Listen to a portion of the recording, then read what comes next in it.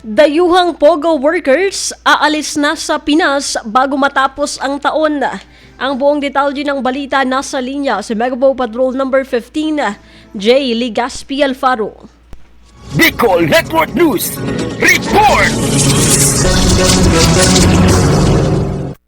Pinaalalahanan ng Bureau of Immigration ang mga dayuhang manggagawa ng Philippine Offshore Gaming Operators o POGO na sundin ang itinakdang deadline ng pamahalaan na umalis ng bansa bago matapos ang taon. Ayon kay Bureau of Immigration Commissioner Joel Anthony Biado, may 31 araw na lang ang natitira para tumalima sa kautusan kasunod ng pagsasara ng POGO operations. Iniulat ng BI na mula Nobyembre 7, 21,757 na manggagawa ang nag-downgrade ng kanilang work visa sa temporary visitors visa at 10,821 sa kanila ang umalis ng bansa. Samantala, binigyan ng cancellation orders ang 12,106 na hindi pa nagda-downgrade. Nagbabala si Biado na ang mga hindi susunod ay ididemanda ng deportation at mabablacklist. Inaasahang nasa 20,000 pang manggagawa ang aalis sa mga darating na linggo. Para sa Bicol Network News, Mega Patrol numero 15, J. Ligaspi Alfaro, tatak tunay na serbisyo.